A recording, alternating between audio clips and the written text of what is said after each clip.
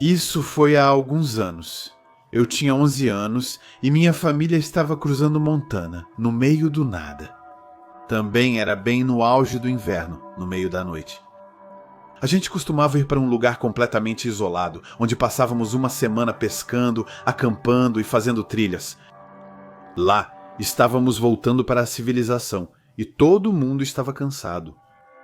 Grandes paredes de neve ladeavam a estrada e, além desses montes de neve suja, dava para ver florestas densas. Dirigíamos tranquilamente por um passo de montanha. Lembro-me de ter encostado metade da minha testa no vidro frio, cansado de observar o que eu conseguia distinguir da neve e da natureza no escuro. Então eu a vi, sempre guardei essa imagem na memória, como se fosse uma mulher. Talvez seja apenas o que minha mente escolheu, mas não importa. Ela usava um casaco esfarrapado, várias camadas de roupas e arrastava 2 sacos grandes. Lembro de ver seu rosto congelado por um instante. Não fui o único a vê-la. Meu pai murmurou: "Você viu isso? Ela deve estar congelando lá fora." E minha mãe disse algo como: "Talvez devêssemos levá-la de carro?" Mas já estávamos a mais de 1 quilômetro de distância. Chegamos ao topo da montanha. Percebi isso por causa da sensação nos meus ouvidos. Depois começamos a descer. As condições de direção não eram das melhores, mas nosso velho carro de família estava se saindo bem. A estrada ficou um pouco mais nivelada e voltei a olhar para o horizonte, procurando por uma cidade ou vila. Nada. Só árvores e neve. Estávamos completamente sozinhos. Então começamos a descer as verdadeiras encostas sinuosas. Eu olhava a floresta pela janela quando a estrada ficou mais perigosa. Não tínhamos cruzado com nenhum carro havia horas. Meu pai estava contando alguma coisa quando eu a vi de novo. Ela estava de pé na neve. Eu a vi por um segundo, iluminada pelos faróis. Depois, nada mais. Dessa vez, vi melhor o rosto dela e teria preferido não ter visto. Ela tinha um sorriso muito estranho em um rosto completamente deformado. Talvez uma vítima de queimadura grave. Em uma fração de segundo, não consegui evitar de encarar o rosto dela. Ela estava me olhando com certeza, aquele sorriso torto. E nos olhos pretos dela, uma compreensão quase doentia. A gente continuou dirigindo, eu olhei pela janela e aí isso me atingiu. Como ela pôde chegar ali? Como ela percorreu todos esses quilômetros na nossa frente? A gente não tinha cruzado com nenhum veículo, nem mesmo uma estrada secundária. Era impossível. Finalmente nós chegamos. No sopé da montanha, paramos em um pequeno motel à beira da estrada para passar a noite. Na manhã seguinte, achamos uma lanchonete fora da cidade, um típico restaurante de caminhoneiros. Comemos, brincamos de adivinhar o que eu vejo, depois pagamos a conta e colocamos nossos casacos. No momento em que estávamos prestes a sair para almoçar, ouvi o sino da porta, levantei os olhos e o vi de novo. Dezenas de moletons com capuz sobrepostos e aquelas bolsas grandes cheias de roupas molhadas. Eu caminhava atrás do meu pai e me lembro do olhar que ela me lançou ao passar. Ela me olhava como se me odiasse, como se soubesse de coisas que eu ignorava. Aquele sorriso desfigurado sempre grudado no rosto. Ela parou bem ao meu lado. Eu recuei atrás do meu pai até a gente entrar no carro. Eu ainda não sei o que aconteceu. Talvez ela estivesse apenas perdida, andando quilômetros no frio. Ou talvez alguém tivesse feito mal a ela. Com certeza há dezenas de explicações lógicas para tudo isso. Mas não consigo me livrar dessa sensação estranha, como se ela estivesse nos seguindo. Minha família e eu.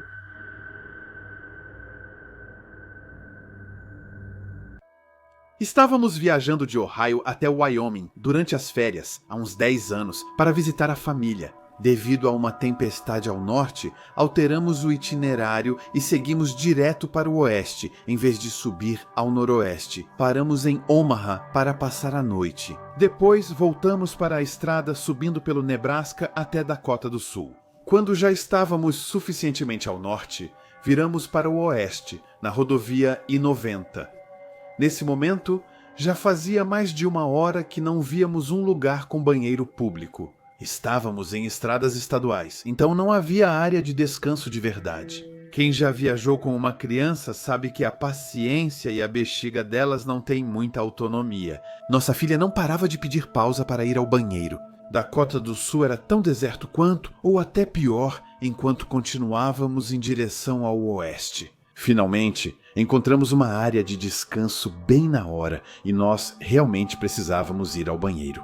Mas bem na hora em que nos perdemos, a caminhonete que estava nos seguindo há um tempo também entrou no estacionamento. No começo, não dei muita atenção a isso, até o momento em que comecei a abrir minha porta. Virei a cabeça para a direita, na direção de onde ele tinha estacionado, a algumas vagas da nossa. Cruzei o olhar com o motorista e um arrepio percorreu meu corpo. Era um cara branco e magro, com uma barba grisalha e castanha desgrenhada e olhos escuros. Ele usava uma camisa xadrez azul suja. Ele saiu de sua velha caminhonete dos anos 90 marrom e bege e começou a vasculhar a caçamba. Virei-me para o meu marido e disse que não queria ir ao banheiro sozinho por causa daquele cara. Ele realmente me dava uma má impressão. Meu marido deu uma risadinha, talvez achando que eu estava sendo um pouco paranoico, mas mesmo assim concordou em ir conosco. Naquele momento, a próxima cidade era Wall, em Dakota do Sul, a cerca de 160 quilômetros dali. E se acreditássemos nos enormes outdoors que tínhamos visto pelo caminho, meu marido pensou que seria bom aproveitar para ir ao banheiro também, mesmo que ele não sentisse realmente vontade. Peguei nossa filha pela mão e entramos, seguidos de perto pelo homem que, notei, não carregava nada nas mãos. Quando me virei, minha filha e eu fomos ao banheiro feminino. Depois voltamos para o pequeno hall. Como eu esperava, meu marido já estava lá. Ele não precisava cuidar de uma criança. O velho também estava lá, no minúsculo hall. Ele simplesmente ficou de pé, olhando fixamente para o meu marido. Meu marido nos apressou a voltar para o carro. Assim que nos acomodamos, ele trancou todas as portas. Depois, ele me disse que o cara nem tinha ido ao banheiro, ele só ficou lá esperando, imóvel. Agora ele concordava comigo. Provavelmente tínhamos acabado de escapar por pouco de alguma coisa. Ele ficou aliviado por eu não ter ido sozinho com nossa filha. Mas essa não é o fim da história. Os 160 quilômetros até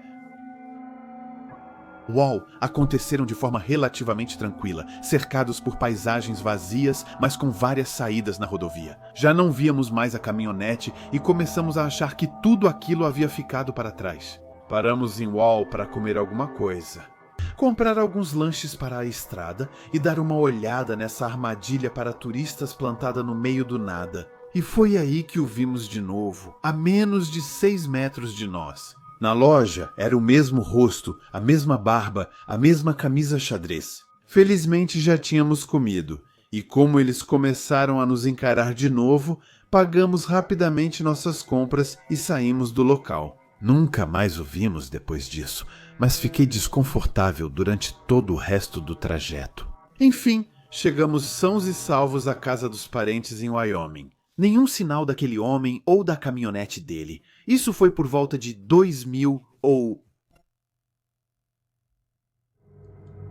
2001, e minha melhor amiga e eu tínhamos 13 anos.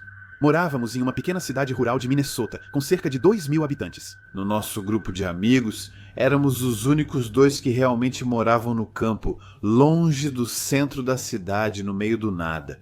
Então a gente conhecia bem o tédio, mas também os lados bons. Explorar os bosques, correr pelos campos de milho, construir cabanas ou até explorar a velha casa abandonada na propriedade dele. Foi uma época realmente divertida pra gente. Um dia, a gente decidiu pegar nossas bicicletas e se aventurar pelas estradas de cascalho. O irmãozinho dele veio com a gente, ele devia ter uns 9 ou 10 anos na época. Pedalávamos tranquilos, rindo e provavelmente zoando ele. Quando a gente viu uma cabana velha no meio de um milharal, o milho ainda não tinha crescido totalmente, então dava para ver bem. Decidimos nos aproximar para ver, por que não? Hoje eu tenho 33 anos, então minha memória já não é tão nítida. Mas eu me lembro muito bem do que vi lá dentro. Só de pensar nisso de novo ainda me arrepio. A gente olhou pela abertura e a primeira coisa que notamos foram os pôsteres. Tinha pôsteres por toda parte, em todas as paredes, em cada cartaz um rosto diferente. E todos pareciam estar com raiva. Alguns seguravam armas apontadas diretamente para nós, outros apontavam o dedo como se estivessem nos acusando, e todos tinham aquele olhar penetrante, como se realmente estivessem nos encarando. No centro da sala havia um círculo vermelho perfeitamente pintado no chão. Enquanto a gente observava essa cena super sinistra, eu senti uma presença, como se estivéssemos sendo observados. Mas não pelos pôsteres. Virei a cabeça para a direita, para o outro lado da estrada de cascalho, em direção ao milharal que ficava em frente. E lá, bem no meio do campo, havia um homem. Ele estava nos olhando. Ele não se mexia, não gritava, não fazia nenhum gesto. Ele apenas nos observava. Eu apontei ele para meus amigos e nós o observamos juntos. Eu acenei de forma desajeitada, mas ele não respondeu. Ele ficou lá, imóvel. Aí a gente ficou realmente assustado. Pulamos nas nossas bicicletas para fugir, mas era cascalho, então não era fácil acelerar. A gente pedalou olhando para trás várias vezes. Ele ainda estava lá, de pé, imóvel, só mexendo o corpo bem de leve para continuar nos seguindo com o olhar. Eu ainda não consigo entender como ele conseguiu aparecer ali, bem no meio do campo, sem fazer barulho, sem que a gente visse ele chegando. Quando já estávamos longe o suficiente, vimos ele começar a andar em outra direção até desaparecer da nossa vista. Recentemente eu pensei nisso de novo. Então eu criei uma conversa em grupo com meu amigo e o irmão dele. Nós compartilhamos nossas lembranças e os dois se lembravam exatamente como eu. Mas o que eu não sabia é que, quando voltamos lá no dia seguinte, tudo tinha desaparecido. Até mesmo a tinta vermelha no chão tinha sumido. Uma semana depois, a cabana foi entregue aos bombeiros para servir de exercício de queima. Eu não sei o que acontecia naquela cabana. Alguns pensam em rituais estranhos, outros acham que era um campo de treinamento para um cara de uma milícia. Ou talvez só um cara meio assustador com um gosto horrível para decoração. Não importa o que era, isso ainda me deixa desconfortável até hoje. Isso aconteceu numa noite, no meio do nada, há 8 anos. Já eram mais de 23 horas e eu levava meus cachorros para o último passeio antes de dormir. Na época, eu morava em uma área rural com casas distantes umas das outras, muito terreno arborizado ao redor e, frequentemente, javalis cruzando nosso caminho. Eu costumava fazer longos passeios porque um dos meus cachorros tinha tendência a ter acidentes de manhã, se não saísse tempo suficiente na noite anterior para fazer suas necessidades. Estava noite escura, então eu estava com minha lanterna. Mas eu realmente não esperava encontrar ninguém a uma hora tão tardia no meio do nada. No entanto, bem na minha frente, do outro lado da estrada, outra luz apareceu. Tínhamos alguns vizinhos e eu conhecia praticamente todo mundo da região há anos. Raramente alguém além de mim passeava com o cachorro à noite, mas eu podia contar nos dedos de uma mão o número de vezes que isso aconteceu. Ao passar perto da outra luz, notei um homem alto e pálido que eu nunca tinha visto antes. Ele atravessou a rua para vir para o meu lado e começou a me seguir. Ele gritou: Ei, eu gosto dos seus cachorros. Posso acariciá-los? Mantive a calma e acelerei, ignorando ele. Minha casa não estava longe. Eu já estava quase chegando, mas ele continuou me seguindo e gritando. E qual é o seu nome? Eu só quero fazer carinho nos seus cachorros. Ele tinha um forte sotaque do leste europeu. Continuei ignorando ele, corri até minha casa, tranquei a porta atrás de mim e corri para o quarto. Eu disse ao meu marido que um desconhecido me seguiu até em casa e que eu estava realmente desconfortável. Só de pensar que ele agora sabe onde moro. Meu marido, bem mais corajoso, saiu de casa na hora. Provavelmente para confrontar esse homem, enquanto eu estava morrendo de angústia esperando por ele. Ele voltou alguns minutos depois com um taco de beisebol de metal na mão. Ele me contou que tinha alcançado o cara e perguntou quem ele era e por quê. Ele estava seguindo uma mulher sozinha à meia-noite, como um maluco. O homem alegou que tinha acabado de chegar na cidade, que estava passeando para conhecer pessoas e fazer amigos. A história dele era estranha e não fazia sentido. Ninguém faz isso no meio da noite, no interior isolado. Esse tipo de coisa se faz na cidade, em plena luz do dia. Meu marido disse que, se visse ele de novo perto de casa, quebraria seus joelhos com a bengala. Nunca mais o vi. Até 2 anos depois, em uma cidade vizinha, eu estava com uma amiga, visitando um museu de arte. Virei em um corredor e dei de cara com ele. Nunca esqueci o rosto dele. Ele olhou direto nos meus olhos e disse algo como: Ah, é você, a garota com os cachorros, naquela noite. Nem lembro o que respondi de tão chocado. Era o mesmo cara, alto, magro, arrogante, pálido, com sotaque europeu. Ali, eu estava em um lugar público, então não podia realmente reclamar da presença dele. Mas o fato de ele se lembrar de mim daquela noite, isso me gelou. Eu agarrei o braço do meu amigo e nós demos meia volta. Saímos do museu imediatamente. Eu contei toda a história para ela enquanto saíamos e felizmente ela acreditou em mim. E felizmente nunca mais a vi. Quando eu estava na faculdade no Texas, meus colegas de quarto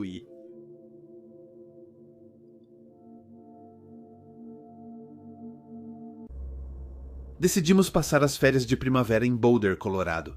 Éramos 2 garotas e 2 caras, para aproveitar ao máximo nosso tempo em Boulder. Combinamos revezar na direção e dirigir a noite toda, sem parar para dormir. A viagem durava cerca de 18 horas, era a minha vez de dirigir. Quando chegamos ao Texas Panhandle, de manhã cedo, estávamos literalmente no meio do nada. Não tínhamos cruzado com nenhum carro, nem indo nem vindo. Já fazia um bom tempo. Quando vimos faróis atrás de nós, o carro chegou rápido atrás da gente. Depois ela ficou a uma distância segura por um tempo. Estranhamente, ela se aproximava muito, depois se afastava bastante e depois se aproximava de novo. Esse vai e vem durou muitos quilômetros.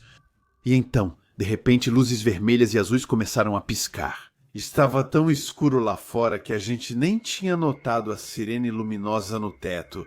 Não tínhamos percebido que estávamos sendo seguidos por um policial. Conferi o velocímetro e não estava rápido. Ficamos nos perguntando por que fomos parados. Mesmo assim, diminui a velocidade e parei no acostamento. Um policial de chapéu de cowboy veio até a minha janela.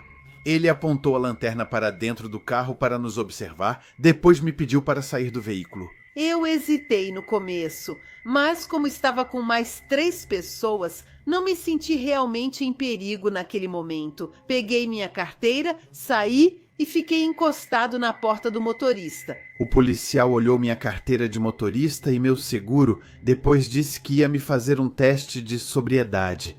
Eu não entendia por quê, eu não tinha bebido nada, mas aceitei. Para o teste da linha reta, ele me posicionou de forma que eu terminasse minha caminhada perto do carro dele. Ao terminar, ele abriu a porta traseira e pediu que eu entrasse. Perguntei: "Perdão, por quê?" Ele me explicou que eu deveria sentar no carro dele enquanto ele verificava minha carteira de motorista. Mas eu sabia que as portas traseiras dos carros de polícia só abrem por fora. Se eu entrasse e ele fechasse a porta, eu não conseguiria mais sair. Eram 3 horas da manhã, noite escura, no meio do nada, e eu decidi que não ia entrar naquele carro. Eu disse exatamente: "Desculpe, senhor. Com todo o respeito que lhe devo e para minha própria segurança, prefiro não entrar no banco de trás do seu carro." Ele retrucou furioso: "O quê? O que você acabou de me dizer?" Eu repeti a mesma coisa para ele, o mais calmamente possível. Ele insistiu por vários minutos, ameaçou prender meus amigos e a mim e nos manter detidos a noite toda. Por fim, ele desistiu de me fazer subir. Ele me disse: "Você tem medo que eu te sequestre, é isso." Achei essa frase muito estranha e, sinceramente, perturbadora. Olhei na direção do meu carro e vi meus amigos colados no vidro de trás, observando. Os 2 garotos pareciam prontos para sair. O policial também olhou para eles. Não sei o que passou pela cabeça dele, mas depois de agir como um verdadeiro predador por vários minutos, de repente ele me deu um sorriso realmente estranho. Ele me devolveu minha carteira de motorista e o seguro, tocou a aba do chapéu em sinal de cumprimento, entrou no carro e foi embora. sem multa ou explicação sobre o motivo da abordagem. Eu estava tão abalado que meus amigos tiveram que me ajudar a voltar para o carro. Até hoje, eu ainda penso naquele policial que decidiu assustar uma jovem estudante sozinha às 3 da manhã no meio do Texas rural. Frequentemente me pergunto o que teria acontecido se eu não tivesse resistido e entrado naquele carro de policial. Será que ele teria tentado se aproveitar de mim no banco de trás? E será que era realmente policial? Quando eu tinha 15 anos, minha melhor amiga, vamos chamá-la de Harry, tinha 14 e nós. Passamos por uma situação realmente assustadora. A gente fumava muito naquela época. Éramos jovens, mas todo o nosso grupo de amigos andava de skate, então a gente fumava com frequência. Tinha chovido o dia todo e a noite prometia ser chuvosa também. E como nossos amigos eram todos skatistas, isso não era nada surpreendente que ninguém quisesse sair naquela noite. O chão molhado é péssimo para andar de skate. Mas Harry e eu ainda queríamos nos ver.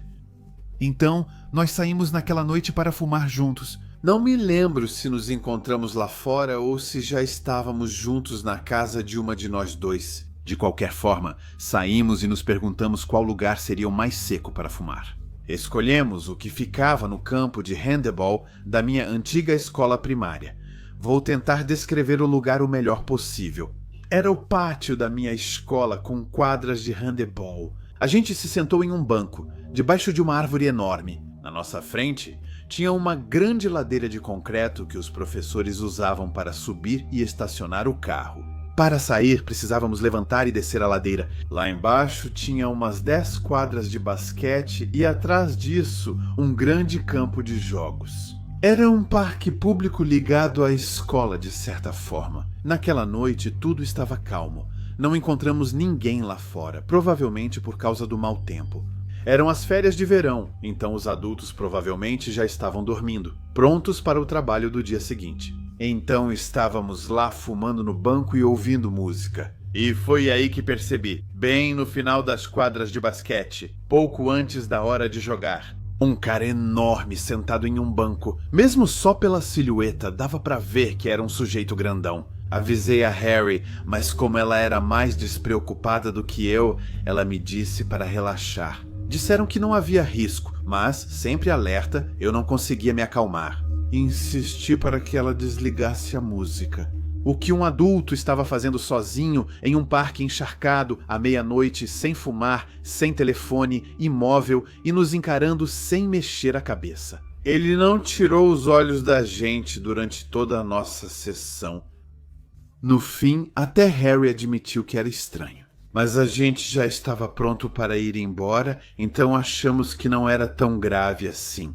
Observávamos ele discretamente enquanto se levantava. Como falei, para ir embora, precisávamos descer a ladeira, então tínhamos que chegar mais perto dele. Não muito perto, mas mais do que estávamos antes. A gente começou a descer a ladeira de mãos dadas. Eu não tirava os olhos dele, literalmente, nem por um segundo. Eu estava apavorado, mas também tentava me manter lúcido. Eu repetia para Harry não correr, que a gente precisava andar calmamente. Provavelmente era tanto para mim quanto para ela. Eu tinha a intuição de que, se ele sentisse nosso medo, as coisas iam piorar. A gente estava só na metade da subida quando o cara se levantou bem devagar, de um jeito bem rígido. E aí, sem avisar, ele começou a correr na nossa direção a toda velocidade. Foi brutal. Ele passou de estátua imóvel para corredor maluco em um segundo. Esse cara era enorme e suas pernas compridas o faziam dar passos insanos. O reflexo. Soltamos as mãos e saímos correndo, gritando pela rua. A gente estava no meio da rua, com os pés encharcados, correndo feito doido. Tudo estava deserto. Até as ruas, geralmente cheias, estavam vazias pelo horário e pelo tempo. Não sei porquê, mas como se fosse por telepatia, a gente começou a correr para o nosso lugar de sempre, outro parque do outro lado da rua e um pouco mais longe. Enquanto corríamos, ainda víamos o cara nos seguindo. Ele já tinha atravessado a rua e corria na nossa direção. A gente esperava encontrar alguém, talvez nossos amigos, mas o parque estava vazio. Estávamos ofegantes, em pânico, e sabíamos que, se encontrássemos alguém, seria um verdadeiro milagre. Naquela noite, continuamos correndo até chegar a uma ponte sobre a rodovia. Ali ainda havia postes de luz. Fazia tempo que não olhávamos para trás. E uma vez debaixo da ponte, ele não estava mais lá. Ele tinha desaparecido. Por que ele parou? Talvez ele tenha percebido que éramos rápidos. Talvez ele só quisesse nos assustar. Talvez ele tivesse más intenções. E que tivemos sorte. Eu não sei. E sinceramente prefiro nunca saber. Eu moro no norte da Colômbia Britânica, no Canadá. Alguns anos atrás, um amigo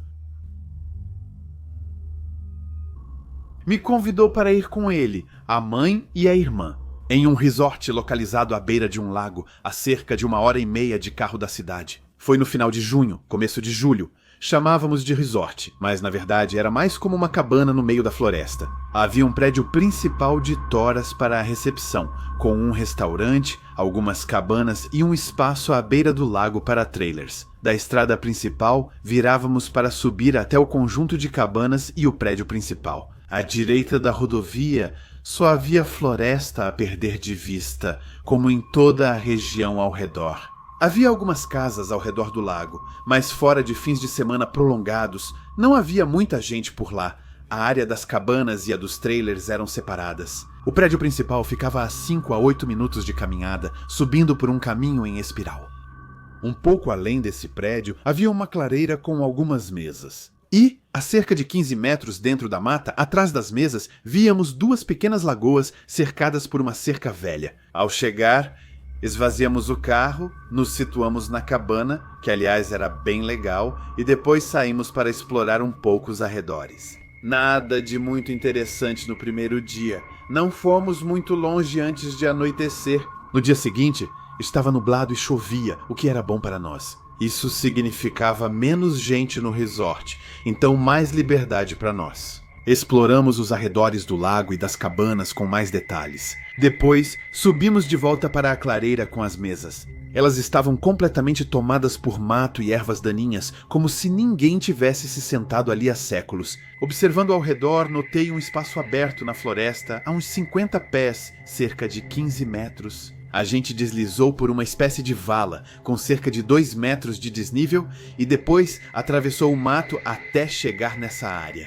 Foi lá que vimos o que achamos ser lagoas artificiais cercadas por grades. A gente deu a volta, explorou um pouco e depois voltou para a cabana porque já era hora do jantar. No dia seguinte, retornamos ao estábulo, planejando ir próximo às lagoas. Mas antes mesmo de descer de novo para a vala, a gente parou de repente por causa de um barulho. A gente ouviu 2 gravetos se partirem no chão, bem no espaço das lagoas, exatamente onde tínhamos passado no dia anterior. A gente ficou lá uns 10 minutos ouvindo, até sentir um medo visceral de verdade, como se um urso ou outro animal selvagem estivesse rondando bem perto dali. A gente preferiu voltar para a cabana e passou a noite jogando pôquer.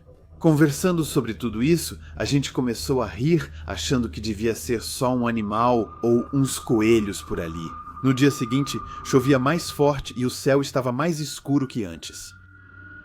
A gente tinha planejado voltar para as lagoas mais tarde, mas, para começar, fomos dar uma volta numa área de floresta média, perto das cabanas. A gente se divertia quebrando galhos grandes contra as árvores.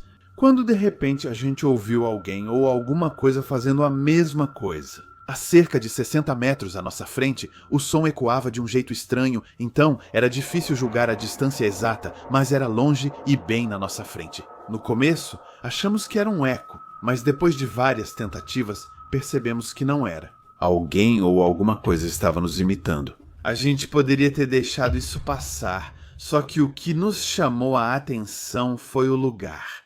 Essa parte da floresta ficava muito longe das cabanas e era muito pouco frequentada. Ainda mais porque estava chovendo, com tão pouca gente no resort. Era estranho alguém estar lá. Preferimos sair da área, planejando voltar mais tarde. À noite, voltamos para as lagoas. Ouvimos por alguns minutos e não ouvimos nenhum barulho. Pensamos que realmente era só um animal selvagem na noite anterior. Mas menos de 5 minutos depois de chegarmos, eu disse para o meu amigo não se mexer mais. Nós dois ouvimos e então ouvimos passos de novo. Só que dessa vez eles ficaram mais fortes, mais rápidos. E esse mesmo sentimento de terror surdo tomou conta de nós. A gente disparou, apavorado, corremos até a cabana sem olhar para trás. Mais tarde, voltamos à clareira onde tínhamos ouvido os barulhos dos galhos. Repetimos nossos próprios barulhos contra as árvores, mas dessa vez nenhuma resposta. Então, quando me virei para a esquerda, algo chamou minha atenção. Havia uma silhueta humana atrás de uma árvore, e eu a vi se abaixar rapidamente, como se tivesse percebido que eu a tinha notado. Quase gritei, mas me segurei, e disse baixinho para o meu amigo que a gente precisava sair dali imediatamente. A gente correu até a cabana sem parar.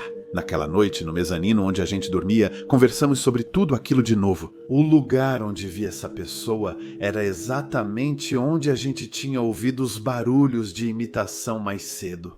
Nos 2 dias perto das lagoas ouvimos passos ao redor. Era coincidência demais para acreditar que não se tratava de alguém nos observando ou até mesmo nos seguindo em cada um dos nossos movimentos. Era muito perturbador. Ainda mais porque todo dia o tempo estava ruim e chuvoso e quase não tinha ninguém no resort. A gente foi embora no dia seguinte, nossa estadia tinha acabado, e eu fiquei aliviado de não precisar mais ficar naquele lugar onde eu era constantemente vigiado. A estadia tinha acabado. Fiquei aliviado por não precisar mais estar lá. Constantemente vigiado.